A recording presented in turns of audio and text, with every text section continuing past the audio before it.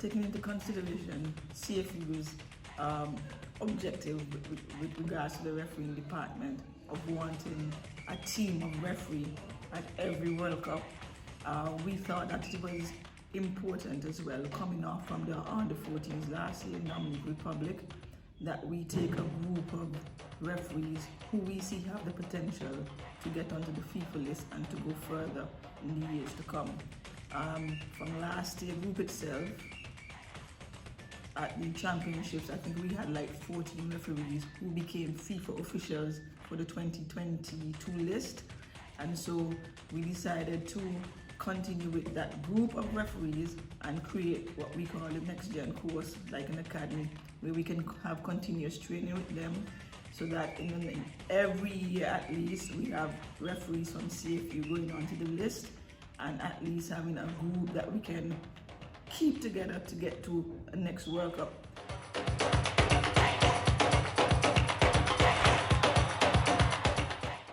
Basically, we're looking back from the group last year, from the under-14s.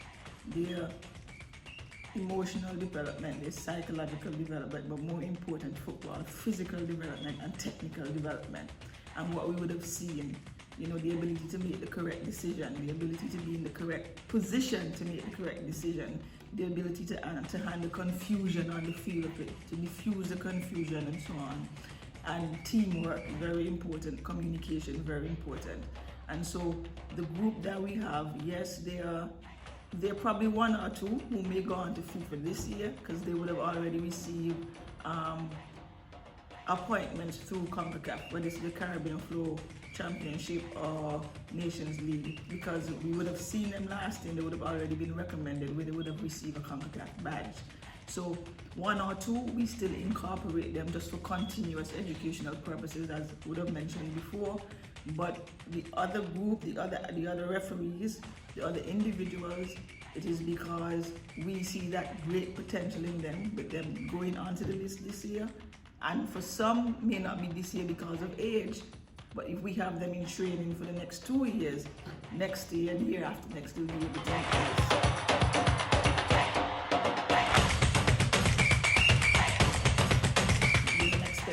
That some of these persons who are in the, if not all, will be appointed to the CFU under-14s, but then we have another set of persons coming into the CFU under-14s as well, because that particular 30, that group cannot handle all the matches. So of course we have to invite others as well. So then we'll be able to see another group of persons. So as some graduate out, some are now entering that particular next gen group. You can be invited this year, and because of age, obviously, you cannot go onto the list next year. You're still a part of the group, because obviously, as we said, we would have seen your potential, we know what you're capable of.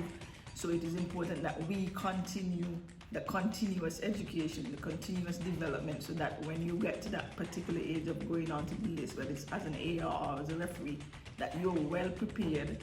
But of course, even as you go onto the list, there are other steps and other courses that we're looking to have within CFU. But with regards to this next gen session, this is how you can be in the next gen group for probably 2-3 years simply because of your age.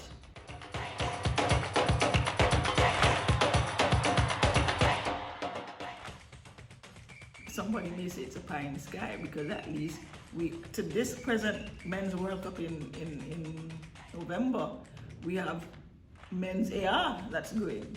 So all we need to do is just to add a referee. We have a team. So we have to work towards that. The fact that we have ARs going, and over the past years we have had referees at the World Cup. Peter Prendergast has been at the World Cup, a male referee. So it is very possible.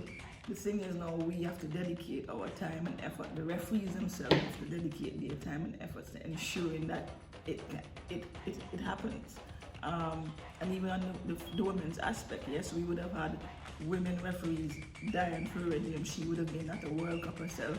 And in recent times, we would have had ARs at the World Cup. So it is very possible. We just have to now decide how are we going to approach it, what are we going to do, and to ensure that the referees themselves stay on top of their game holistically, the holistic development. You know, we understand that there's work at home, there's family life, and everything of that sort, but the support group is very important, and that's where the instructors and assessors and administrators come in.